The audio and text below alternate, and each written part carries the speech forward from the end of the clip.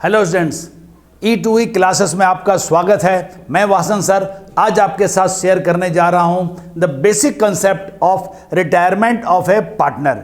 इसमें जो भी कंसेप्चुअल पार्ट है वो बताया जा रहा है। इसके बाद वाले वीडियो में हम लोग फिर इसका एक कंप्रहेंसिव हिसाब बनाएंगे, फिर सब कुछ डिटेल में देखेंगे।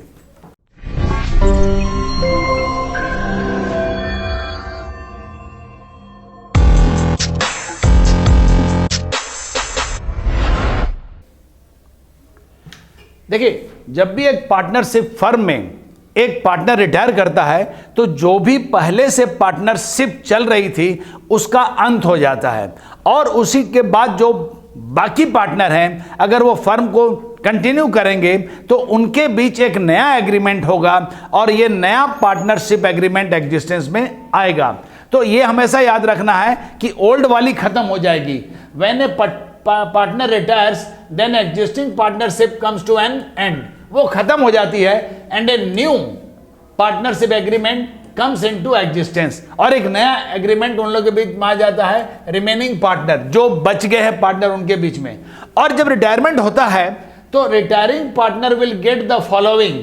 कोई भी पार्टनर जब रिटायर करेगा ऑन हिज और हर रिटायरमेंट उसको ये सारी चीजें फर्म से मिलेंगी। पहले क्या मिलेगी उसको?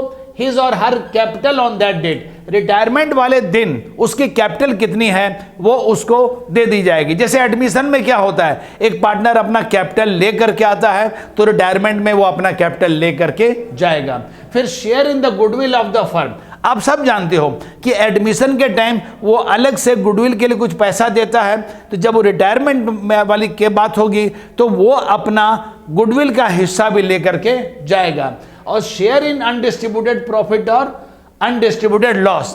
उस पार्टनर को जो रिटायर हो रहा है उसको अनडिस्ट्रीब्यूटेड प्रॉफिट, जिसके बारे हम लोग डिटेल में भी देखेंगे, और अनडिस्ट्रीब्यूटेड लॉस में भी उसको शेयर मिलेगा। तो ये सारी चीजें उसके अकाउंट में ट्रांसफर की जाएंगी।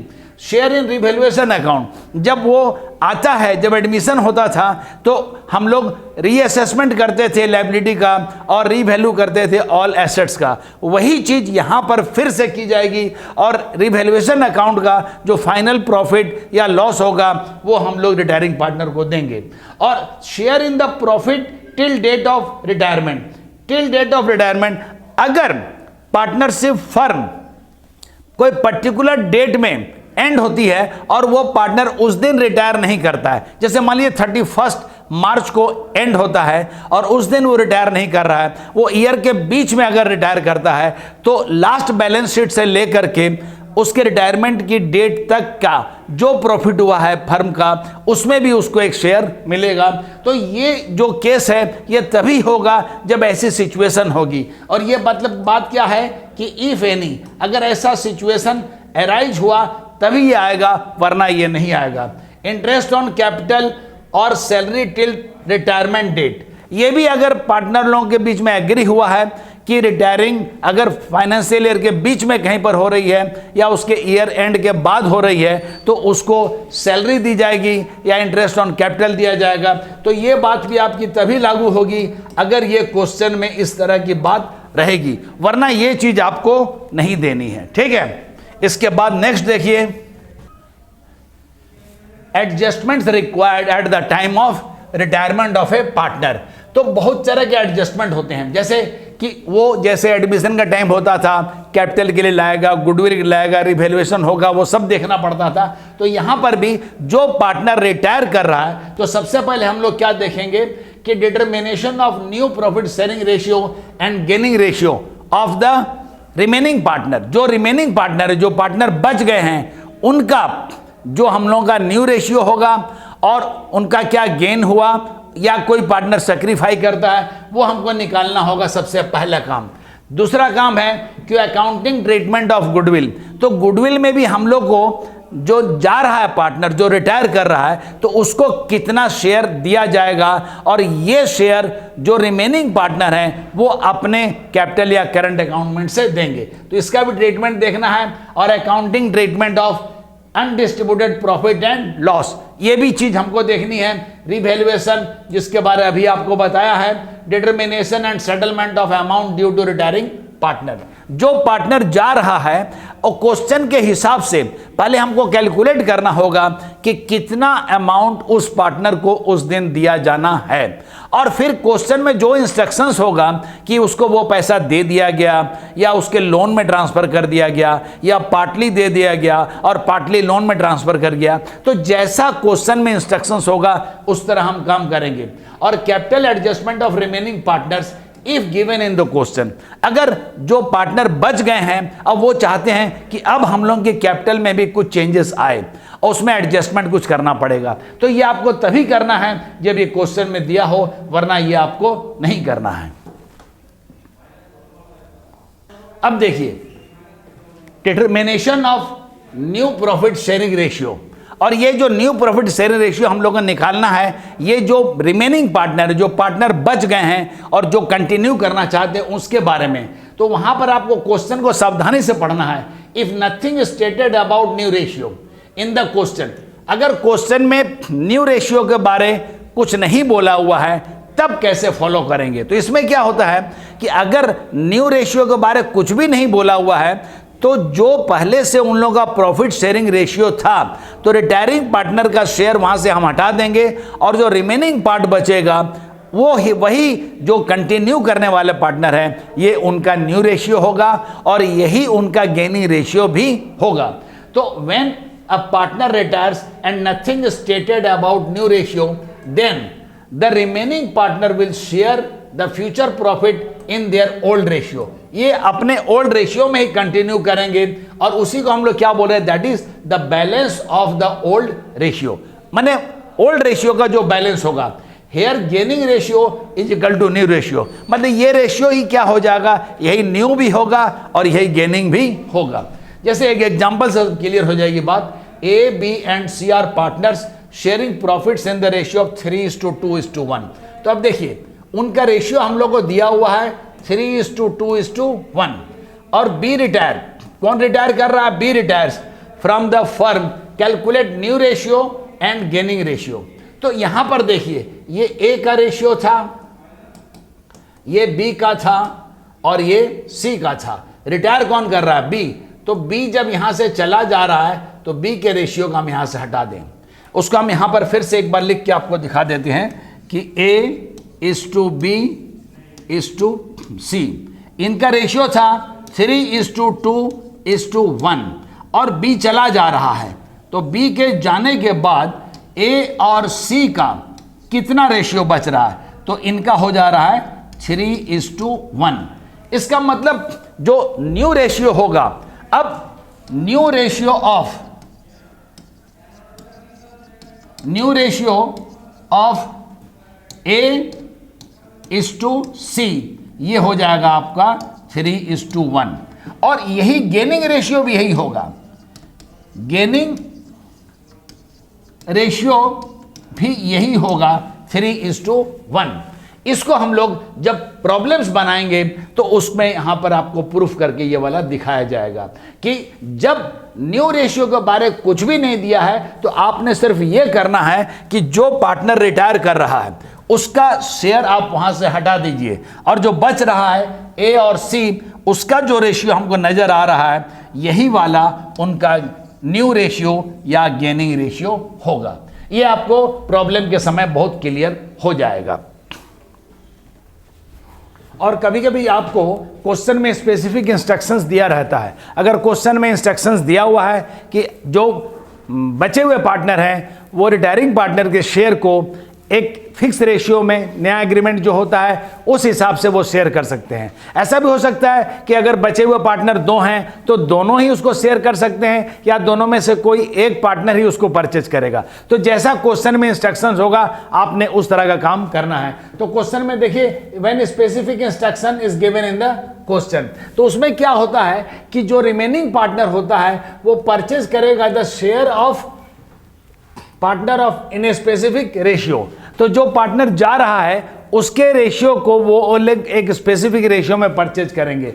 यहां जैसे देखिए A B C are partners sharing profit and loss 3:2:1, ये उनका ओल्ड रेशियो है, और ए रिटायर कर रहा है from the partnership firm and share is taken up by B and C. In the ratio of 3:2। तो ए जो रिटायर कर रहा है उसके शेयर को बी और सी 3:2 में बांट रहे हैं। इसका मतलब बी को मिलेगा 3/5 और सी को मिलेगा 2/5 शेयर ऑफ ए। तो ए का जो भी हिस्सा था उसको ये पार्टनर उस तरह से बांटेंगे। तो देखिए आइए क्वेश्चन में देखते हैं। हम मालूम क्या करना है, हमको कैलकुलेट करना है gaining ratio and new ratio. ये दोनों रेशियो हमको निकाल करके क्वेश्चन में दिखाने पड़ेंगे। तो सबसे पहले ओल्ड रेशियो। ओल्ड क्या था 3:2:1। तो इसमें ए का हिस्सा पहला वाला है। तो देखिए ए शेयर ऑफ प्रॉफिट 3/6, क्योंकि 3 + 2 + 1 ये 6 हो गया। तो 3/6 आपका ए का शेयर हो गया। और बी गेन, जो बी गेन कर रहा है वो 3:2 में, मतलब 3/5, वो 3/5 मिलेगा बी को ऑफ ए शेयर। ए का जितना भी शेयर है उसमें 3/5 मिलेगा बी को। तो 3/6 × 3/5 ये 9/30 हुआ। इसको अगर कैंसिल करते हैं तो ये 3/10 आ गया। और सी गेन कर रहा है कितना, तो सी ले रहा है उसको 2/5 में, तो 2/5 ऑफ ए शेयर। तो ए का जो शेयर था 3/6, उसका 2/5 वो लेगा। तो देखिए 3/6 का 2/5 ये 6/30 हुआ। इसको कैंसिल कीजिए तो ये 2/10 हो गया। अब देखिए gaining ratio of B and C. तो उसमें क्या होता है, जो पार्टनर बचे हुए हैं उसका जो ओल्ड रेशियो था उसमें जो वो गेन किया है, जितना उससे रिटायरिंग पार्टनर के शेयर में से मिला है उसको जोड़ दीजिएगा तो वो हमको दिखाई पड़ेगा कि उसका जो न्यू रेशियो होगा। और जब गेनिंग का बात होगा तो यहां पर हमने देखा है कि बी गेन कर रहा था 3/10, ये 2/10। तो 3/10 और ये 2/10 में से 10 कैंसिल कीजिए तो 3:2 ये गेनिंग रेशियो हम लोग का निकल गया। क्वेश्चन में मांगा रहेगा तो आपको ये गेनिंग रेशियो बी और सी का वहां दिखाना बहुत ही जरूरी है। गेन में क्या हुआ कि जो रिटायरिंग पार्टनर था उसके शेयर को बी और सी अपने न्यू रेशियो, न्यू एग्रीमेंट के हिसाब से लेते हैं, तो उसको कैलकुलेट करके जो निकाला जाएगा वही उनका गेनिंग रेशियो हो जाएगा। अब न्यू रेशियो क्वेश्चन में ये भी मांगा है न्यू रेशियो। तो न्यू रेशियो में क्या करना होगा, old ratio of B plus gaining of B. उसी तरह सी का ओल्ड रेशियो ऑफ सी और गेनिंग ऑफ सी। तो ओल्ड रेशियो उसका था कितना, 2/6 था। तो 2/6 में 3/10 वो उसने गेन किया है। अभी देखिए 3/10 उसने गेन किया था, उसको जोड़े तो 19/30 ये कैलकुलेशन से आ जाएगा। और सी का 1/6 उसमें 2/10 जोड़िए तो 11/30।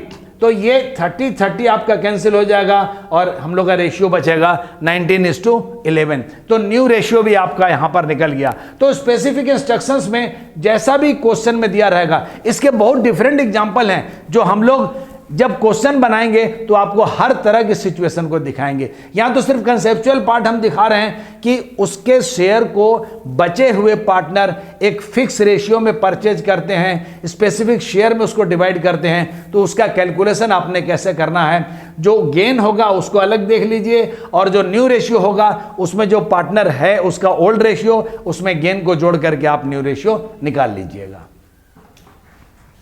अब आगे बात रिटायरिंग पार्टनर का जो अकाउंटिंग ट्रीटमेंट फॉर गुडविल। जब कोई पार्टनर रिटायर करता है तो उसको गुडविल में जो पैसा है मिलेगा, जो उसको हिस्सा मिलना है उसको हम लोग निकालेंगे।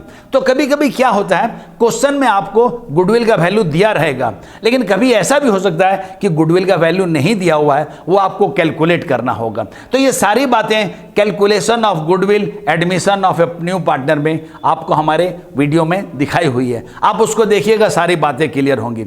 लेकिन अब बात होती है कि जो रिटायरिंग पार्टनर जब जा रहा है तो उसको गुडविल के लिए हमने पैसा देना है, तो ये पैसा उसको कौन देगा?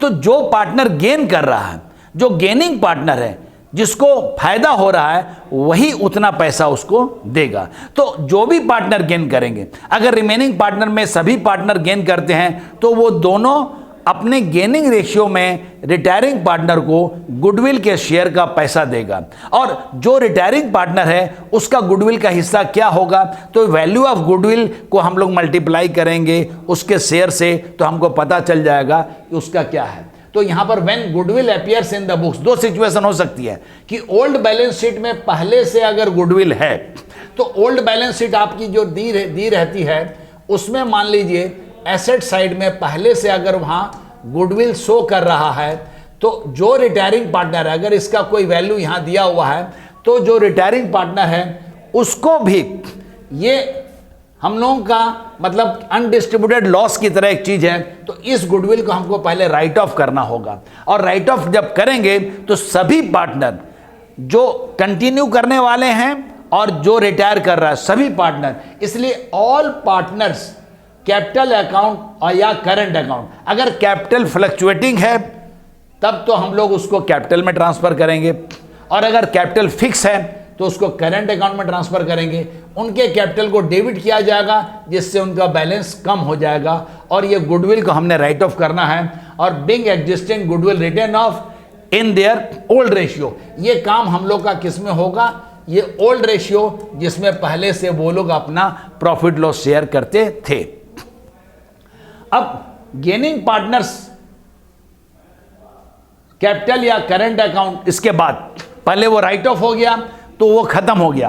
अब सेकंड एंट्री ये वाली आ जाएगी जो गेनिंग पार्टनर होगा, ये आपका एक पहला एंट्री हो गया, एक दूसरा एंट्री हो गया।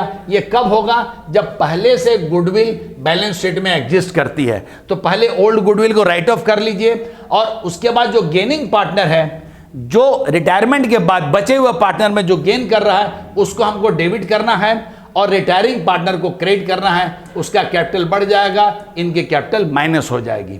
और when goodwill does not appears, अगर पहले से गुडविल वहां पर नहीं है, अगर गुडविल वहां नहीं है तो सिंपल ये काम करना है कि जो गेनिंग पार्टनर है उसको हम डेबिट कर देंगे, उसकी कैपिटल माइनस हो जाएगी, और रिटायरिंग पार्टनर को हम क्रेडिट कर देंगे, उसकी कैपिटल बढ़ जाएगी। Being retiring partner share of goodwill adjusted.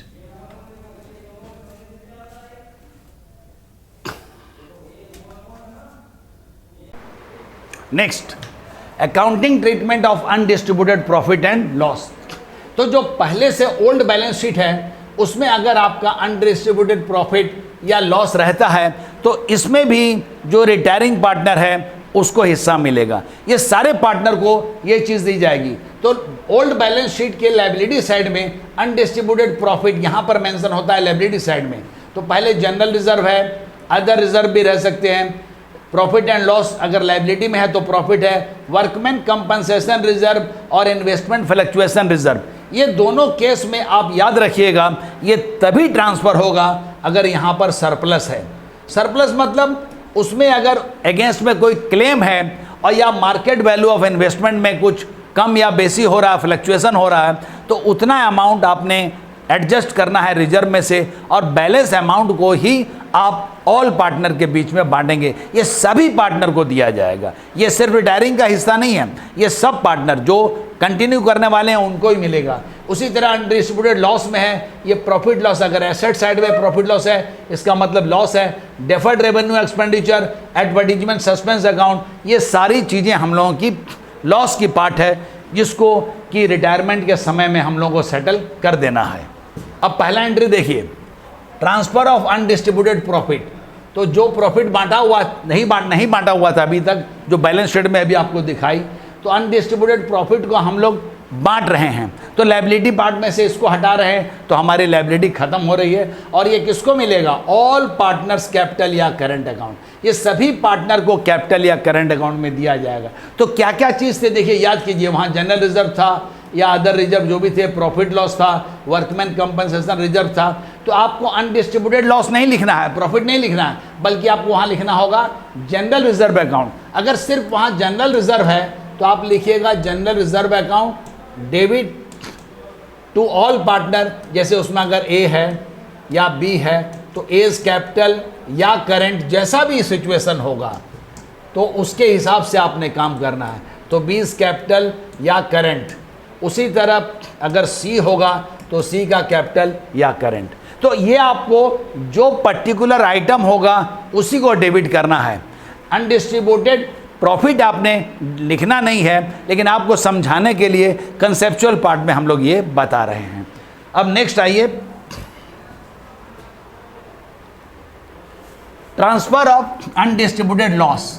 जिस तरह हमने प्रॉफिट को ट्रांसफर किया है उसी तरह हमने लॉस को भी ट्रांसफर करना है। तो देखिए, ऑल पार्टनर को मिलेगा, तो जब किसी भी पार्टनर की कैपिटल को डेबिट किया जाता है तो उसका कैपिटल का बैलेंस कम हो जाता है, और अनडिस्ट्रीब्यूटेड लॉस को हम हटा रहे हैं। एसेट साइड से, इसलिए उसको हमको क्रेडिट करना होगा। इसके एग्जाम्पल क्या क्या थे? प्रॉफिट एंड लॉस अकाउंट था, डेफर्ड रेवेन्यू एक्सपेंडिचर था और एडवर्टीजमेंट सस्पेंस अकाउंट था। तो ये सारी चीज़ें आपने लिखनी है, आपने अनडिस्ट्रीब्यूटेड लॉस नहीं लिखना है, रेदर प्रॉफिट एंड लॉस। जब एक हिसाब बनेगा तो वहां सारी पिक्चर आपको एकदम क्लियर होगी। इसके बाद जो रिटायरिंग पार्टनर है वो बोलेगा कि आज मैं जा रहा हूं तो जितना भी हम लोग का एसेट्स था और जितना भी लायबिलिटी है उसको रीवैल्यू और रीअसेस किया जाए। अगर उसमें कोई प्रॉफिट होती है तो वो हम लेंगे। तो पुराने पार्टनर जो कंटिन्यूइंग पार्टनर है वो ये भी बोलेंगे, क्लेम करेंगे। अगर लॉस होगा तो ये लॉस भी आपको सहना होगा। तो ठीक है, अगर प्लस और माइनस दोनों ही हमको लेना होगा। तो यहाँ पर revaluation of assets and reassessment of liabilities. तो revaluation is a nominal account. जब भी कोई मैटर ऑफ लॉस होता है तो रिवैल्यूएशन डेबिट होगा, और जब भी कोई मैटर ऑफ गेन होता है, इनकम होता है, तो वो हमारा क्रेडिट होगा। तो ये कंसेप्ट आपने नॉमिनल अकाउंट से आप जानते हैं कि debit all losses and expenses, credit all profit and gains. तो यहाँ पर देखिए, revaluation is a nominal account and it will be debited for every matter of expense या लॉस और credit for matter of gain and profit. तो पहला बोल रहा है कि for decrease in value of assets, अगर वैल्यू ऑफ एसेट्स घट गया तो हमारा नुकसान है। या दूसरा situation, increase in value of liability, आपका देना किसी को जो लायबिलिटी आपकी है वो बढ़ गई, ये भी एक तरह से आपका नुकसान है। तो देखिए, रिवैल्यूएशन अकाउंट को डेबिट किया गया है। और इंडिविजुअल एसेट्स, अगर मशीन का दाम घटा है तो आपको यहाँ मशीन लिखना होगा, अगर इस बिल्डिंग का दाम घटा है तो वो लिखना होगा। इंडिविजुअल लायबिलिटी, जैसे आपका कोई भी लायबिलिटी है, सैलरी आउटस्टैंडिंग है तो उसको आपको लिखना होगा। तो आउटस्टैंडिंग एक्सपेंसेस रिलेटेड, अगर सैलरी आउटस्टैंडिंग है या रेंट आउटस्टैंडिंग है तो जो भी दिया रहेगा उसके नाम से आपको यह काम करना है। Next, increase in value of assets, अगर आपका कोई वैल्यू ऑफ एसेट्स बढ़ता है, मैटर ऑफ प्रॉफिट है। Decrease in value of liability, अगर आपको कम पैसा आप देना है किसी को तो ये भी आपका मैटर ऑफ बेनिफिट है, और जब भी मैटर ऑफ बेनिफिट होगा तो revaluation account will be credited. तो देखिए, यहाँ पर रिवैल्यूएशन अकाउंट को हमने क्रेडिट किया है। और एसेट्स, जो भी इंडिविजुअल एसेट्स का नाम होगा उसको आपको लिखना है, लायबिलिटी को भी इंडिविजुअल लिखना है। उसी तरह कोई प्रीपेड एक्सपेंसेस है, प्रीपेड रेंट है, प्रीपेड सैलरी है, कुछ भी है उसको आपने वहाँ पर लिखना है। तो being increase in asset, decrease in liability and prepaid expenses recorded, जिस तरह का सिचुएशन होगा उस तरह का आपने ये एंट्री को करना है। इसके बाद आप क्या करोगे, रिवैल्यूएशन का लेजर बनाओगे और सारी चीज़ों को फिर देखना है। Now prepare revaluation account and balance it to no profit और लॉस, और जो भी प्रॉफिट या लॉस होगा वो प्रॉफिट या लॉस ट्रांसफर हो जाएगा to all partners capital and current account. क्योंकि रिवैल्यूएशन जब भी हो रहा है तो ये सिर्फ एक पार्टनर के लिए नहीं हो रहा है, सभी पार्टनर के लिए। जो कंटिन्यू करने वाले हैं उनको भी मिलेगा इसमें हिस्सा, और जो रिटायर कर रहा है उसमें भी उसको हिस्सा मिलेगा। तो वहाँ पर क्या हो सकता है, if credit side of revaluation account exceeds, आपने इसके बाद क्या करना है कि एक रिवैल्यूएशन का लेजर बनाओगे। अगर उसमें क्रेडिट साइड एक्सीड्स करता है तो वो प्रॉफिट होगा, और ये प्रॉफिट सभी पार्टनर में आप बांटोगे तो रिवैल्यूएशन को डेबिट करना है। और ऑल पार्टनर्स कैपिटल या करंट अकाउंट वो क्रेडिट करने से बढ़ता है, ये आपको क्रेडिट कर दिया गया। अगर debit side of revaluation account exceeds होगा तो ये लॉस होगा, और लॉस जब भी होगा तो पार्टनर के कैपिटल को कम किया जाएगा। तो ऑल पार्टनर के कैपिटल को डेबिट करेंगे तो उसका बैलेंस कम हो जाएगा और रिवैल्यूएशन को हम लोग क्रेडिट करेंगे। तो इस तरह आपने देखा कि पार्टनर का जो भी रिवैल्यूएशन का जो भी रिजल्ट हुआ, चाहे प्रॉफिट हुआ चाहे लॉस हुआ, तो वो सभी पार्टनर के बीच में बांटा जाएगा। नेक्स्ट, जो पार्टनर रिटायर करता है तो लास्ट बैलेंस शीट से लेकर के जो रिटायरमेंट का डेट है उस दिन तक जो प्रॉफिट होगी उसमें भी तो वो अपना हिस्सा मांगेगा। होता क्या है कि कभी कभी मान लीजिए हम लोगों का अकाउंटिंग ईयर है वो 1 अप्रैल 23 से लेकर के मान लीजिए वो 31 मार्च 24 तक एंड हो रहा है, और जो रिटायरिंग पार्टनर है मान लीजिए वो अप्रैल मई जून जुलाई 1 जुलाई, अगर वो 1 जुलाई 23 को रिटायर करता है तो 1 अप्रैल से लेकर के जो आपका 1 जुलाई तक बिजनेस चला है उसमें जो प्रॉफिट हुआ है तो ये 3 महीने की प्रॉफिट में भी उसको शेयर चाहिए। तो ये रिटायरिंग पार्टनर अगर एक पर्टिकुलर डेट एंडिंग जिस दिन ईयर एंड हो रहा है अगर उस दिन वो रिटायर करता है तब तो फाइनल अकाउंट से प्रॉफिट पता चल जाएगी। लेकिन अभी अगर वो बीच में रिटायर करता है, अकाउंटिंग ईयर के बीच में रिटायर करता है, तो हमको उस दिन तक की प्रॉफिट निकालनी है। लेकिन वहां तो हम लोग प्रॉफिट लॉस अकाउंट नहीं बनाते हैं, वहां पर फाइनल अकाउंट नहीं बनाते हैं, तो उसको एक डिफरेंट बेसिस पर, तो यहां पर एक तरीका होता है ऑन टाइम बेसिस उसका शेयर निकाला जाएगा और एक होता है टर्नओवर बेसिस पर। ये 2 तरीके हैं और इस 2 तरीके को पूरा डिटेल में हम लोग देखेंगे जब हम लोग इसका एक पूरा क्वेश्चन बनाएंगे। अभी आपको कंसेप्चुअल पार्ट बता रहे हैं कि वो कैसे निकाला जाता है। तो यहां पर टाइम बेसिस में क्या होगा, उसका जो शेयर हो रिटायरिंग पार्टनर का वो कैसे निकालेंगे, एवरेज प्रॉफिट। तो ये प्रॉफिट आपको क्वेश्चन में बोला रहेगा कि जो रिटायरिंग पार्टनर है उसको पिछले साल की प्रॉफिट या लास्ट 2 ईयर की प्रॉफिट या प्रीवियस 3 इयर्स की प्रॉफिट का एवरेज है, उसकी बेसिस पर, उस प्रॉफिट के बेसिस पर उसको शेयर दिया जाएगा।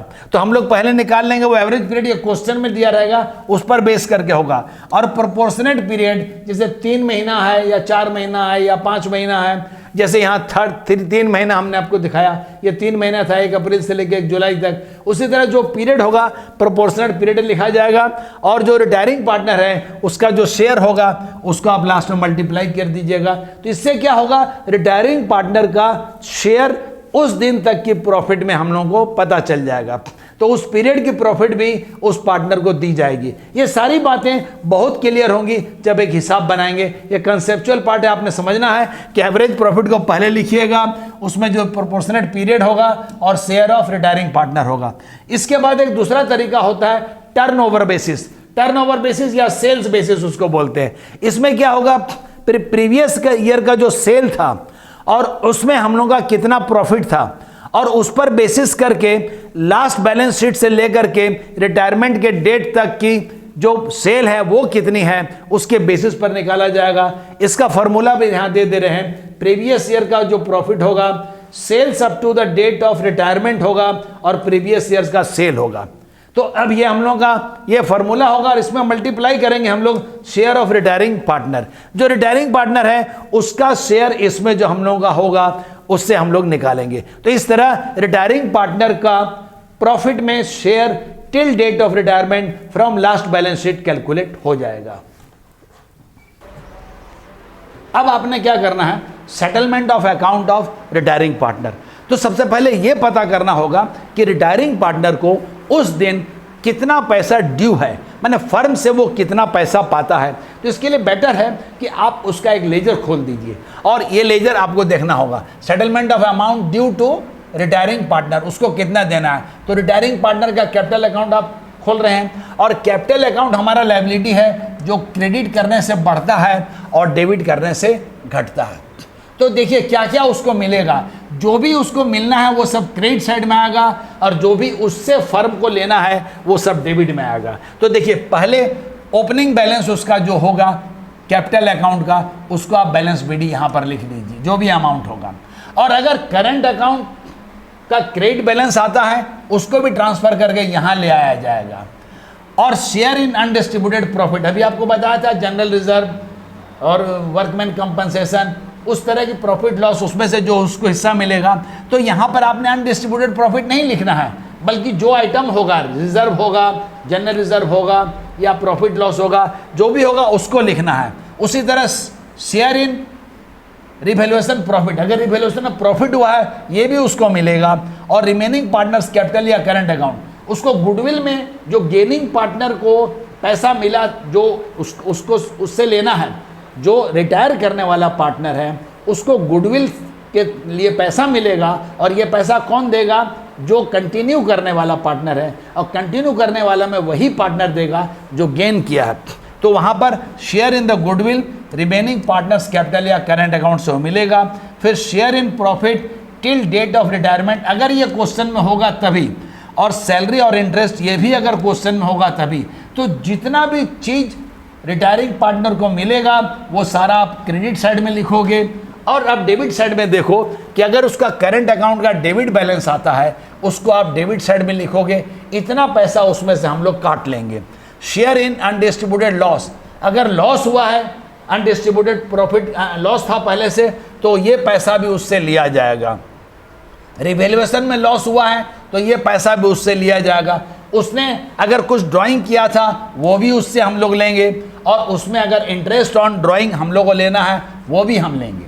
इसके बाद आप क्या करोगे कि क्रेडिट साइड का टोटल कर लोगे। देखिए यहाँ पर हम समझा रहे हैं, ये कंसेप्चुअल पार्ट है, यहाँ वर्किंग नहीं हो रही है, आपको बताया जा रहा है कि कैसे काम करना है। इसका जब हिसाब बनेगा तब सब बताएंगे। अब देखिए इसका जो टोटल आप निकालोगे तो जितना भी इसका टोटल होगा इतना पैसा हम लोग ने उस पार्टनर को देना है। लेकिन यहाँ ये इतना है, ये हमको उससे लेना है, तो ये जितना भी डेबिट साइड में अमाउंट यहाँ से यहाँ तक है, ये सारा पैसा हमको उससे लेना है।